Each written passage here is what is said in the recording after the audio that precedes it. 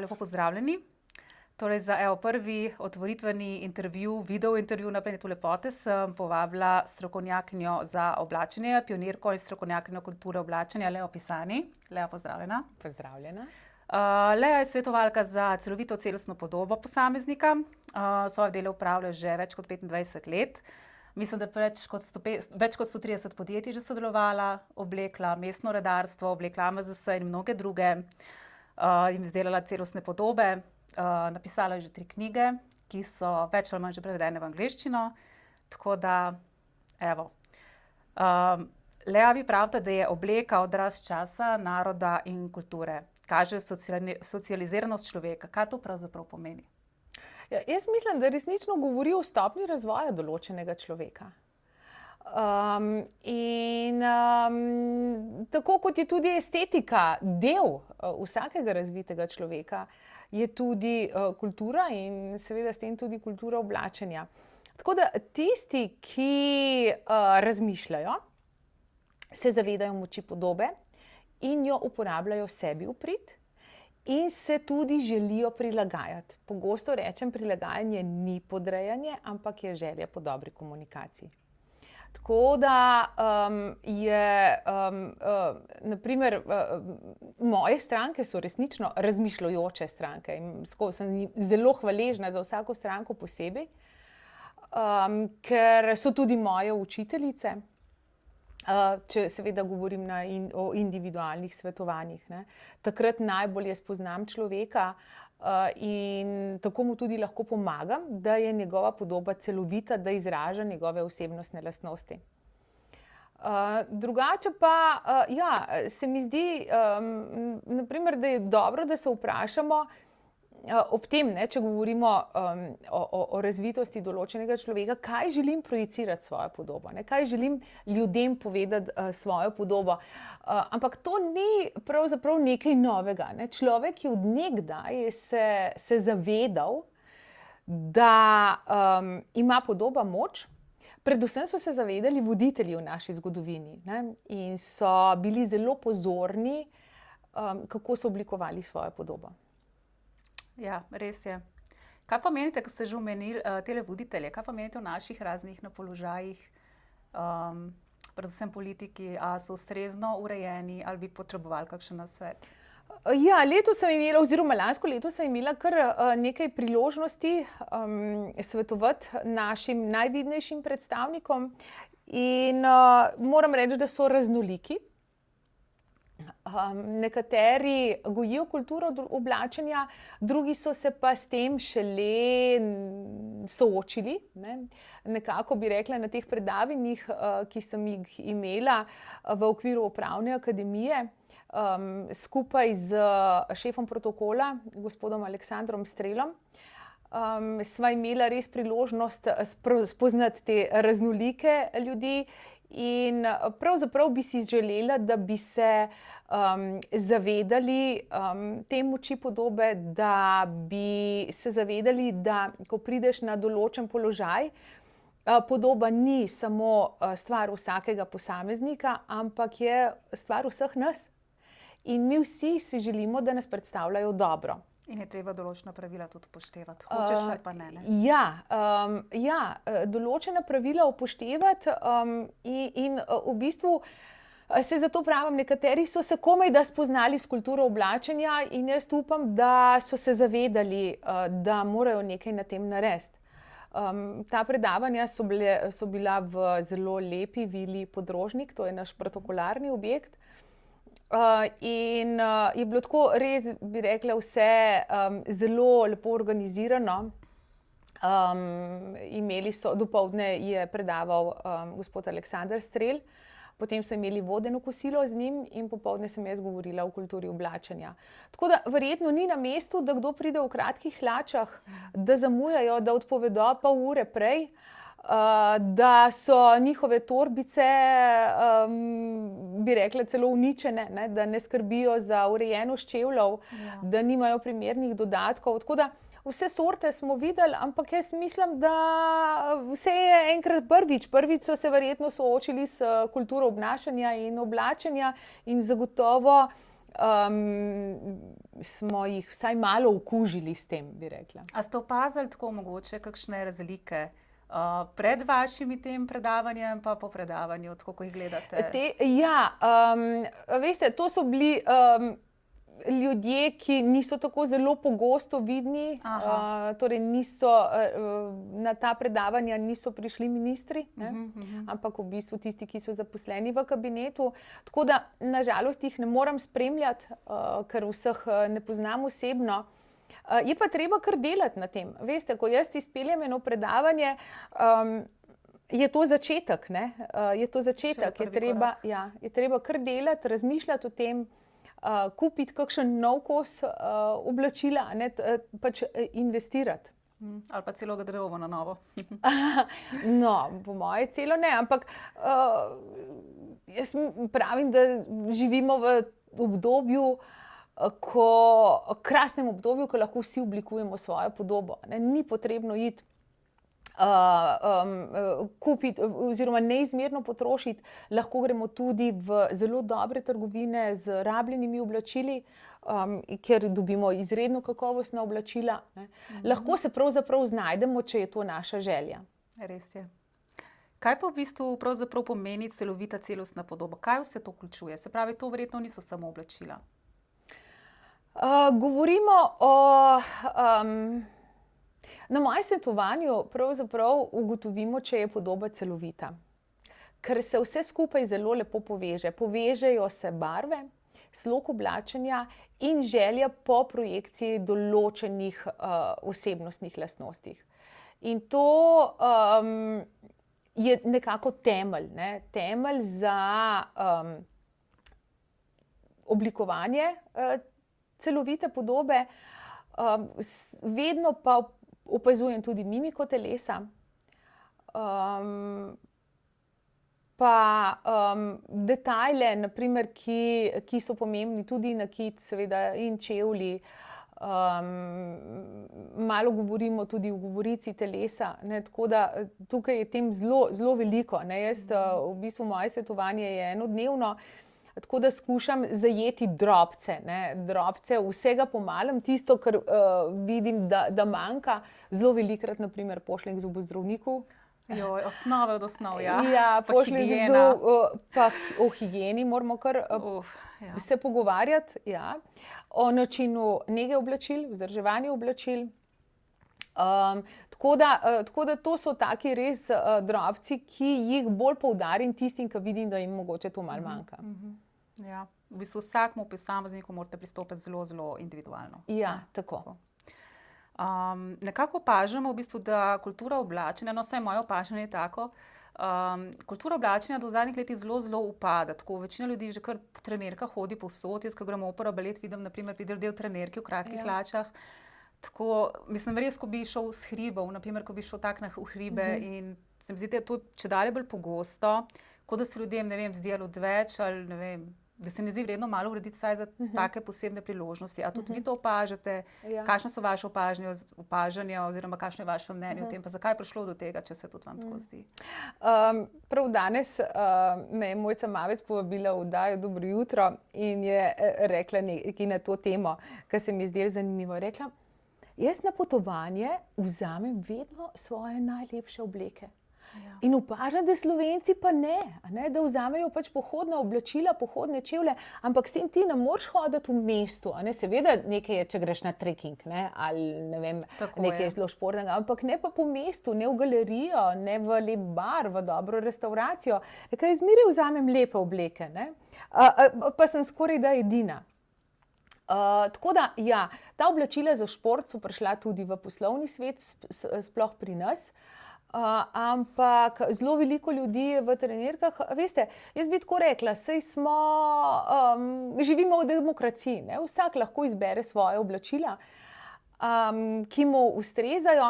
Nekateri pač gojijo kulturo oblačenja, nekateri so bolj ambiciozni in so bolj senzibilni in pač rečejo, da verjetno trenerka ni za povsod, tudi ni za sprehod po mestu in zagotovo ni za v službo. Tako da pač tako bi rekla, vsakdo izbira po svoje, ne, različni smo in različne cilje imamo v svojem življenju. Tisti, ki je tako dobro, zelo determiniran, ve, kaj želi, je ambiciozen, želi dobro upravljati svoje delo, tudi gradi svojo podobo. Bo tudi za to področje poskrbel. Ja. Še ena stvar se tudi pogosto opažam, in sicer nekateri verjamejo oziroma so zelo prepričani, da če ti skrbiš za svojo zunanjost, se pravi se urejaš, že to pa avtomatsko pomeni, da si ti plehek in prazen, ker pomembna je samo notranjost. Kaj pa vi menite o tem? Ja, to verjetno povedo tisti, ki se pač s tem ne želijo ukvarjati, ponavadi nimajo dovolj življenjske moči, da bi še poskrbeli za svojo podobo. Tako da mislim, da danes podoba intelektualca ni neurejena podoba. Se pravi, to dvoje se ne izključuje. Ne pomeni, če si urejen, da si pa butec, domače rečeno. Ne? Tako, je pa res, da mogoče pri ženskah, ne, ki imajo podobo, ki je tako zelo polna detajlov, mogoče tudi nenaravna, pa neusklajena z njeno osebnostjo ali pa z načinom dela ali pa z okoljem, v katerem dela, ne, potem je ta neskladnost verjetno tudi malo govori o inteligenci. Ne? Ja, bo verjetno kar držalo, ja. Bi se dotaknila še ene tudi stvari, ki se mi tudi zdi, da zelo izginja, in to je ženstvenost. Ženstvenost, skoraj so ženske izgubile v stik s svojo ženstvenostjo, po eni strani niti ni presenetljivo, ko se mi zdi, da smo toliko obremenjene, danes pa tiste, ki imajo še otroke, se pričakuje, da bo popolna mama, v službi vse dala od sebe in potem bo še vsa ženstvena in zapeljiva in tako naprej.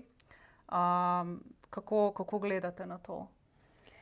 Tudi vi, ki opažate take stvari? Tudi jaz zelo poudarjam ženstvenost in velikokrat imam stranke, ki želijo to poudariti ali pa vedo, da jim to mogoče manjka, bi želele biti bolj ženstvene, in jih zelo spodbujam, se zelo strinjam z vami. Tudi moda pravzaprav, bi rekla, nam ponuja, saj nam še vedno ponuja cvetlične vzorce, pa čipke, pa oblekce, ampak zelo veliko je oversize oblačil, teh prevelikih oblačil. Skrijejo vse skrijejo postavo. V njih se počutimo seveda dobro, ker nas nič ne stiska, nič ne bremeni, ni potrebno, pa pogledamo, kako se usedemo, ne, hitro so neki snikerji dovolj za takšno podobo. Tako da pravzaprav ženstveno podobo ni tako zelo enostavno oblikovati, ne. Ženstveno podobo, ki bi bila skladna z nekim načinom dela ali pa z nekim okoljem delovnim. Hitro je lahko tudi zelo seksi, ne. Ker jaz včasih rečem, ne, če ste oblečeni zelo izzivalno, torej zelo prijeta obleka, globok dekolte, zelo visoke pete, potem vam tukaj malo piše, ne, izvolite. Tako da, če iščete partnerja na delovnem mestu, je to dobra izbira. Ja, saj pa se mi zdi, da je dosti težko potegniti mejo, kje je ženstveno, kje je že zapeljivo in kje je potem vulgarno. Ne? Ja. Se mi zdi, da je tako zelo po robu se lahko hodi. No. Ja, je res. Zelo. Ja, je res. Kako bi pa ženskam svetovali, naprimer tista, ki je, ne vem, zelo obremenjena, rečemo služba, 2-3 otroci, s katerimi detajli bi si lahko, ne vem, na hitro, enostavno, da ne gre več časa in denarja, da se počuti bolj ženstveno, da izgleda bolj ženstveno, kako bi svetovali?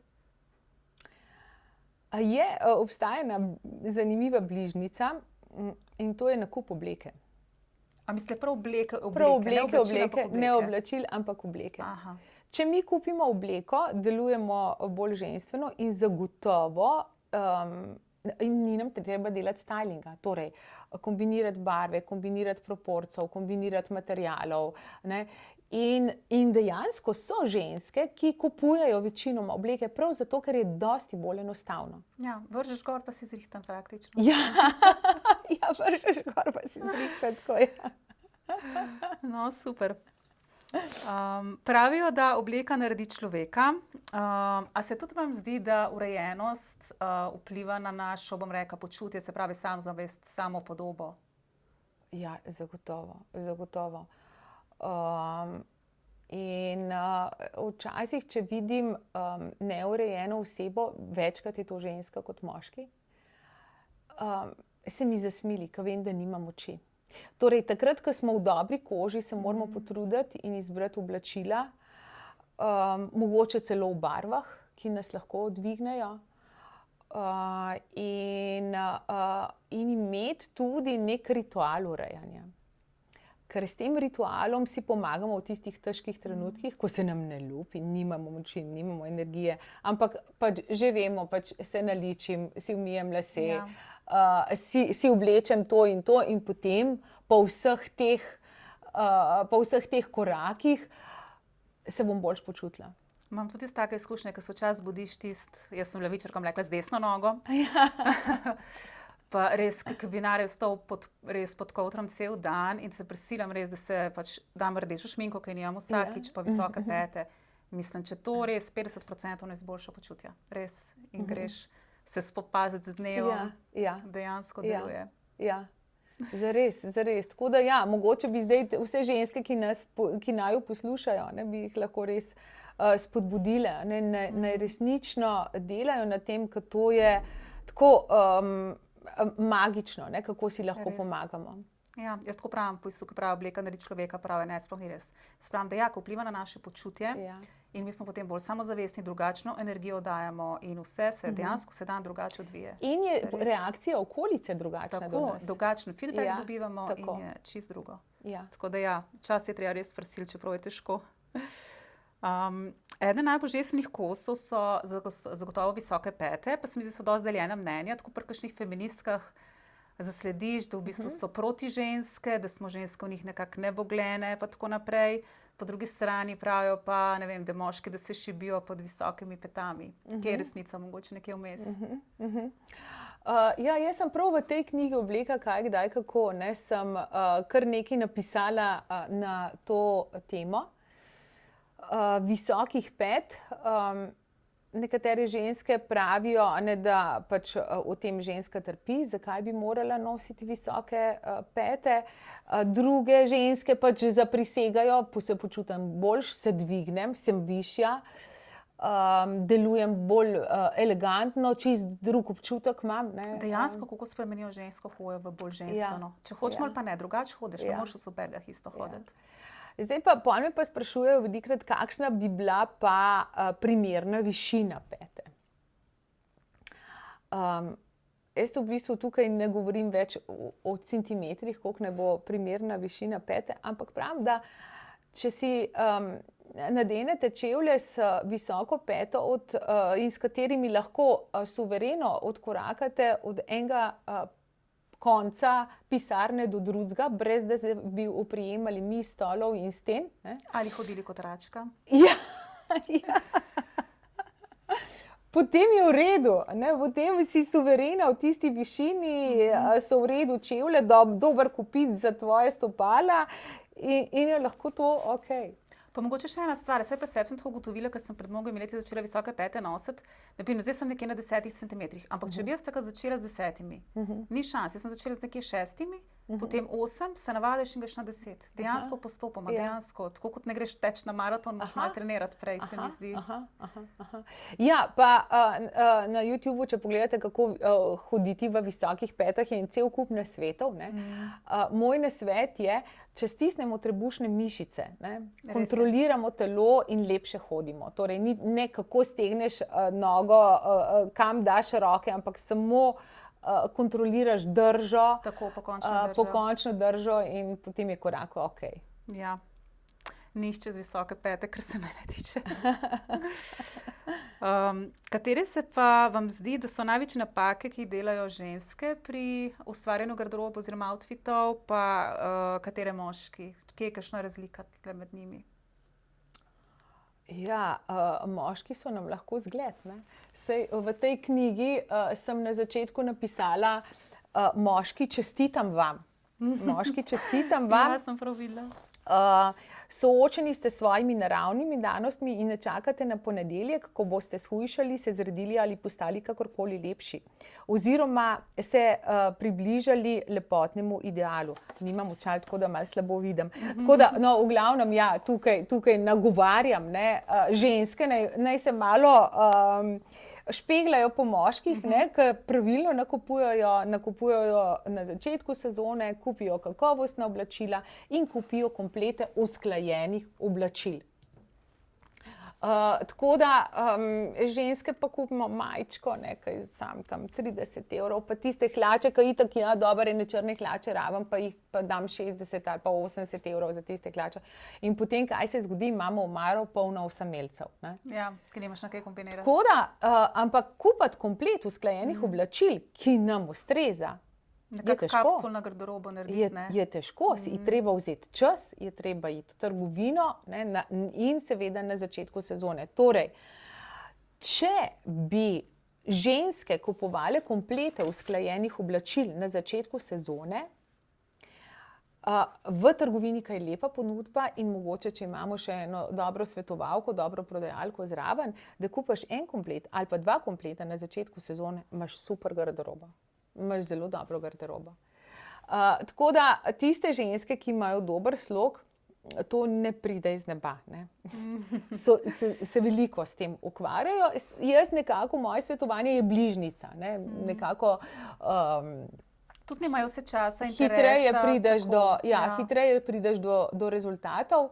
Tudi ta barvna karta, ne, ki jo dam na individualnem svetovanju, se mi zdi odlična, ne. Če ti poznaš barve, potem lahko hitro, ko prideš v trgovino, rečeš, te ne bom več gledala, te so moje, ali pa to sezono so te barve moderne, nekaj bi bilo dobro, da kupim v tej barvi, ne. Če iščemo barve, pol jih tudi dobimo, ne. Če jih poznamo, jih iščemo in tudi dobimo. Ja, tudi to je verjetno veliko teh kiksov v omari, ko imaš barve, ki v bistvu sam ne veš, zakaj jo ne nosiš, ne. Ja. V bistvu pa nekako na nezavedni ravni veš, da ni tvoja barva. Ja, tako nekako, tako, no. ja. Ja. Ali raje delate z moškimi, oziroma je lažje z moškimi ali z ženskami? Ja, v bistvu je pri moških tako, da so bolj spretni pri prehajanju iz teorije v prakso.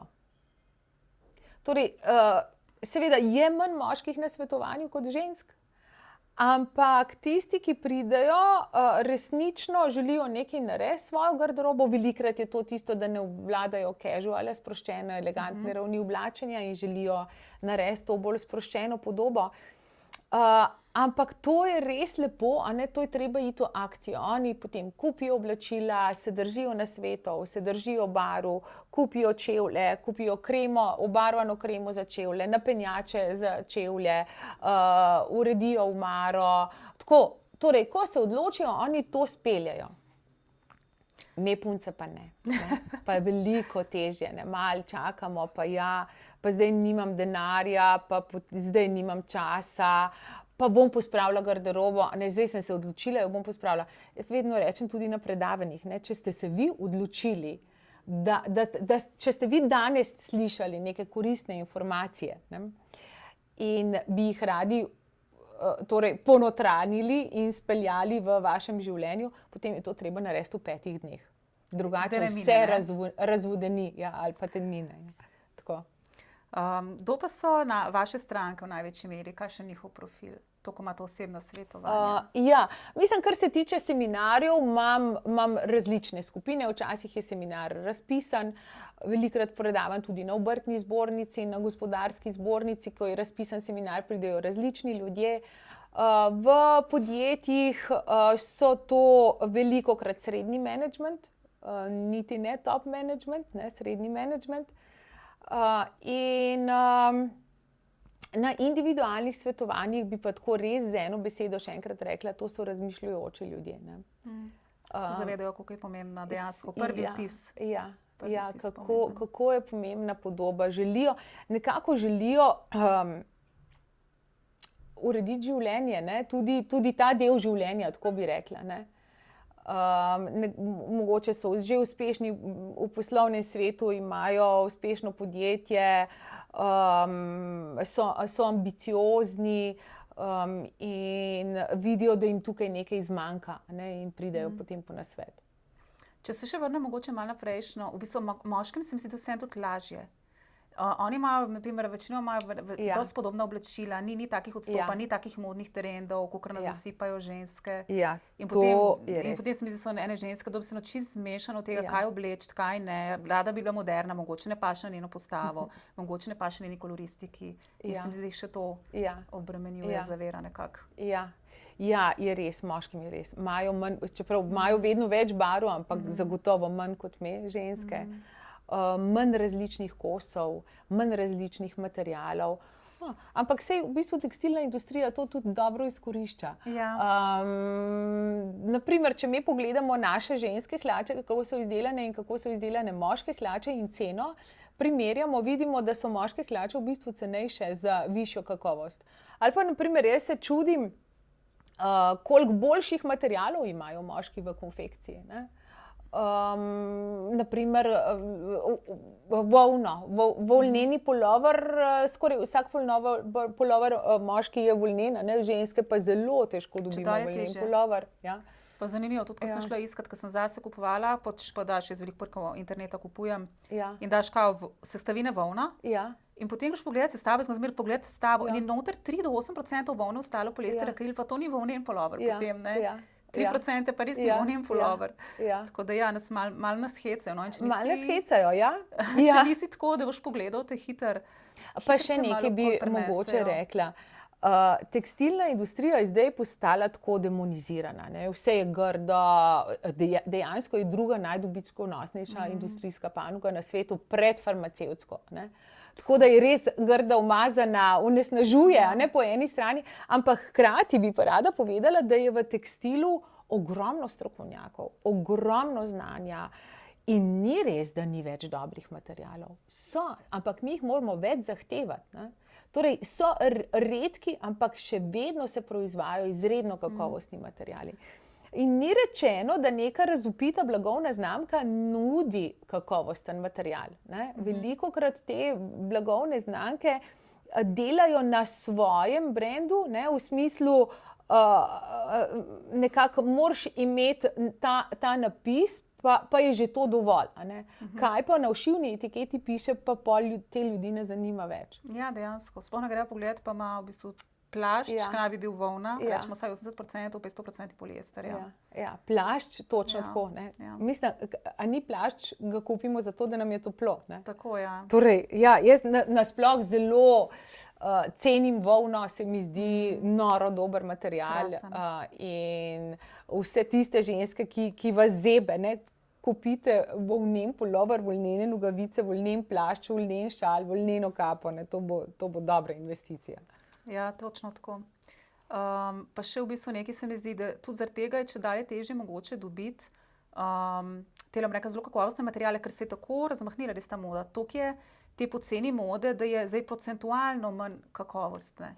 Ko smo 20 nazaj, ni bilo toliko znamk, ni bilo toliko te ponudbe. In dejansko moraš prav iskati, pa prav vedeti, naprimer, če imaš izbrane znamke, kam iti, da veš, da boš še dobil kvaliteto. Tako, ja. Treba prav prebirati. Ja, in glih tole sem hotela tudi naslednjo vprašati. Če največji problem predstavlja pač hitra moda, te obdelave oblačil, ki so v bistvu polni, da so potem materiali polni teh toksičnih materialov, naprimer bombaž, kako se prideluje, tudi slabo postane, če greš gledat, ne. Katere so mogoče tiste stvari, ki se mi je kosi, materiali, ki se mi je po vašem najboljši izogibati, no, že da zdravju ne škodujemo, ne, konec koncev, ne, kaj šele potem tudi okolje in vse skupaj, ne. Ja, kar se tiče uniform, veliko sodelujem z tekstilnim laboratorijem, kjer testiramo materiale, ne.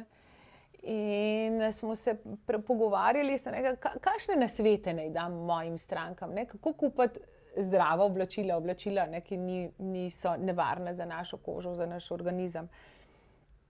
In je tako, bi rekla, nekaj ključnih nasvetov. Če je, na primer, srajca, na kateri piše non-iron, potem je zagotovo impregnirana s formaldehidom, ki je dokazano kancerogen. Hud strup, ja. Oblačila moramo vedno prej oprati. Nekako bi znali biti, da 3 do 4, ko peremo oblačila, večinoma teh raznih škodljivih aparatur speremo.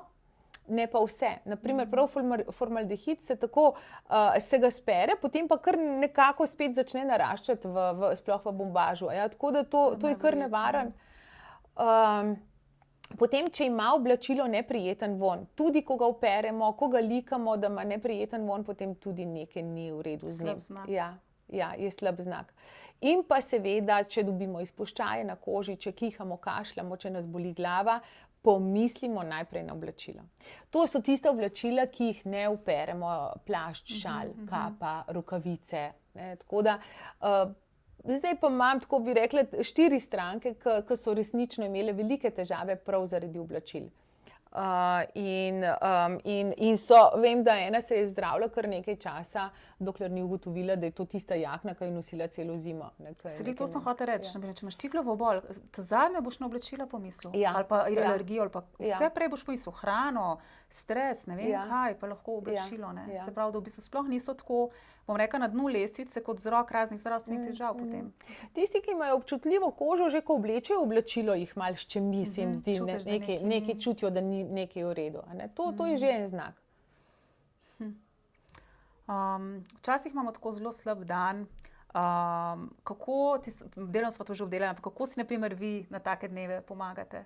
Kaj naredite, če imate res, veste, da imate za eno zahtevno zadevo, rečemo en intervju, pa se res zbudite čist nikakršni. Kateri so tisti vaše, ne vem, mogoče skrivnosti? Je to samo oblačila, je to tudi make-up, kakšen poseben parfum pete, s čim si tako, da se dvignete? Ja, zagotovo je to pranje las. Aha, ok. Pranje las. Potem make-up, seveda tuš potem zraven, make-up. Potem se skušam ne obleči v črno. A vas barve potem dvignejo?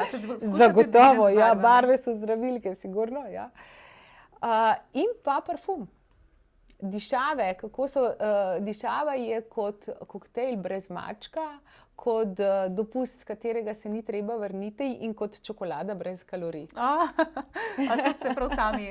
Ne, to citiram eno žensko, ki formira parfume Nos, to so te nosovi.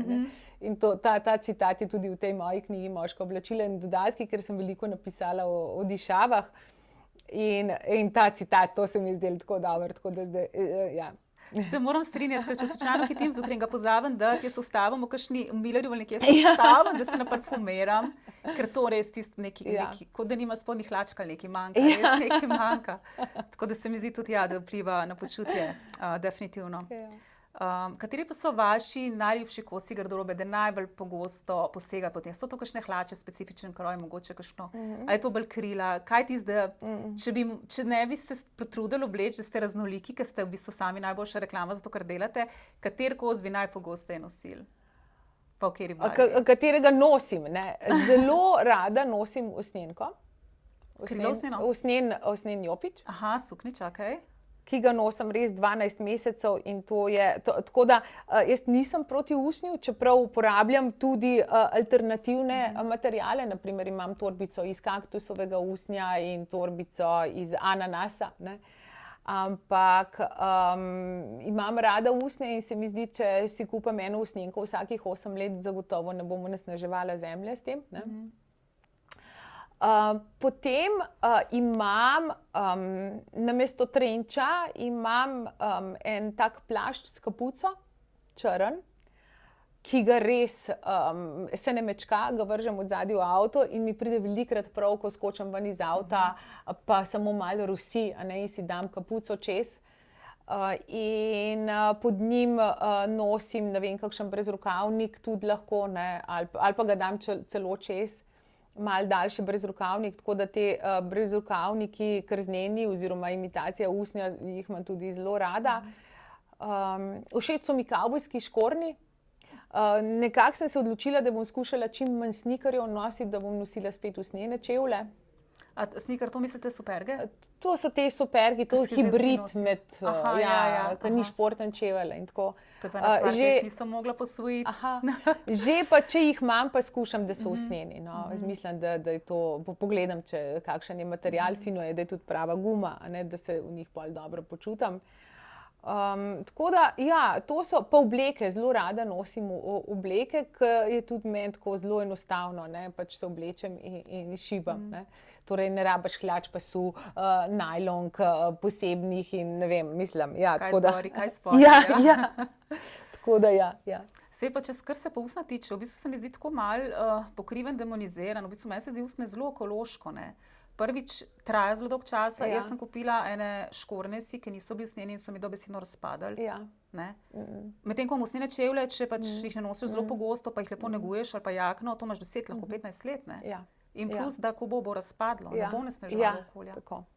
Kvaliteten nakup mora biti. Ja. Plastika pa, posod so mikrodelci plastike. Idealno je, da kupimo najboljše zase. Ampak kaj pa je najboljše zame? Moram pa res veliko vedeti, kaj jaz želim, kaj jaz potrebujem in kaj mi nudi trg. Pa malo je treba še na okolje gledati, se mi zdi, da tudi na to pazimo. Če jaz kupim najboljše zase, bom nosila do izrabe in sem eko. No, to je to, super.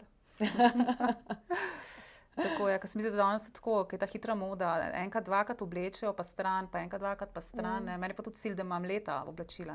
Imam tudi tako dosti klasičen slog, da jih imam lahko, ampak ja, res je ta hitra moda problem. Od onesnaževanja do, da hitro zavržejo ljudje. Povprečno nosimo en kos oblačila samo 6-krat. Samo 10 let nazaj smo več kot 10-krat. Tako da nekako, če sva to, kar imamo oblečeno danes, oblekli že 6-krat, sva že eko. Po mojem sem že 60-krat. No, super, najlepša hvala, Lea, za vse koristne informacije, vse zanimive informacije. Bi mogoče predstavili še vašo zadnjo knjigo, ki je namenjena moškim, ker se mi zdi, da tudi moški se zelo ne radi, ali pa se jim ne da, ali pa ne znajo. Mogoče, to je pa prav za njih. Ja, ta moška oblačila in dodatki, to je knjiga, ki je z zelo veliko informacijami. Pravzaprav sem na začetku, ko sem jo začela pisati, sem rekla, to knjigo bom jaz naredila tako na easy. Pa potegne noter, ne? Ja, v bistvu je prav ena strast, Ja, potegne noter, piše z veseljem, vedno tudi sodelujem z različnimi strokovnjaki, kar je krasno, in naprimer pri klobukih mi je pomagal Sergej Pajk, potem sem sodelovala naprimer pri nakitu z Malalani, pri parfumih z Ikono, pri, ne vem, tako zelo, potem tukaj, v Slovenci imamo še vedno nekaj proizvajalcev, takih mini, v bistvu obrtnikov, s katerim sodelujem pri uniformah, naprimer tukaj mi je sem dobila tudi pomoč pri pasovi Dobnikar. Veliko je tudi napisanega o kakšno denarnico kupiti, kakšen dolžnik, veliko je linkov različnih, naprimer, kje kakšen kos dobiti. In pa ja, jaz pravim, mogoče sem malo zatežila s kakšnimi detalji, ampak sem opazila, da to mojo knjigo imajo tudi tekstilci, imajo tudi trgovci, imajo šivilje, krojači, in tukaj sem kar nekaj napisala o izboru tkanin za srajce, za suknjič, za hlače. Tisto, kar smo malo pozabili, ampak še vedno se proizvaja, sicer v manjših količinah, ampak bolj, ko bomo iskali kakovost, več bo teh zanimivih ali pa kakovostnih kosov. Veliko imam tudi tehničnih skic. Tukaj sodelujem s Sonjo Šterman, ki mi riše tehnične skice, kjer je gumb na pravem mestu, proporciji so takšni, kot morajo biti. Tako da ja, ta knjiga je resnično ni nekaj, kar bi morali brati, ampak lepo odpremo in pogledamo, ali pa naprimer, kam dati inicialko na začetnico imena in priimka, na srajco, kakšen uradnik izbrati, kakšna je ustrezna velikost oblačil, pa tudi razne take zanimivosti, kot ne vem, držalo za srajce, od Nika Veneta pa ovratnik $1 million dollar collar, ki v bistvu tukaj vzdajemo vstavek v srajco, da ta srajca v tem delu lepo stoji. Način vihanja rokavov, ali pa prepoznajte na kakovost, tukaj je 12 različnih črtic, kjer pokazateljev, kako prepoznamo kakovostno srajco, in seveda je taka tudi dražja. Tako da tukaj je kar nekaj nasvetov prav za moške. In jo preberejo, prebirajo, pogledaš takrat, ko nekaj potrebuješ, pa seveda te ravni oblačenja. Torej, te ravni oblačenja, ta knjiga je zdaj že ponatisnjena. Ravni oblačenja, tu gre za 12 ravni oblačenja. Prva in najslovesnejša raven je frak, 12. je športna obleka, mi smo pa danes večinoma oblečeni v številko 9, to je sproščena, elegantna raven oblačenja. Tako da tukaj sem skušala narediti merila, oblikovati merila za izbor oblačil za vse življenjske priložnosti. Super. Se pravi, Moško oblačila in dodatki je knjiga, ki je primerna za vse moške in obvezna za vse moške na višjih položajih, kjerkoli. Ja. In ravni oblačenja pa sploh knjiga za vse. Pa sploh bi rekla za vse, je to tako kot ena kuharska knjiga, ki bi mogla biti na vsaki polici. Ker tukaj so tudi poglavja, naprimer, kako se obleči za pogovor, za službo, pogrebno slovesnost, poroka, maturantski ples, šola, kako oblikovati kodeks za sproščeno oblačenje v poslovnem svetu. Naprimer, ta pogrebna slovesnost, to bo pa zdaj nastal, oziroma že je nastal priročnik, ki smo ga oblikovali skupaj z Bojano Košnik, ki se ukvarja s kulturo obnašanja, in sicer žalne slovesnosti, kako se obnašati in obleči. Super. In to je, ta prihaja, v tandemu smo jo izdelali in se mi zdi, da vsakdo reče, jo to pa res potrebujemo. Vse se mi zdi konec koncev za vsako področje, in za poroke, in za pogreb, in praktično za vsake take. Samo za poroke je zelo veliko že napisanega. Ni pa mogoče strnjeno v enem priročniku. Tako da je razpršeno, imate veliko še dela. Lea, najlepša hvala za vse informacije in za vaš čas. Hvala lepa tudi vam za zanimiva vprašanja.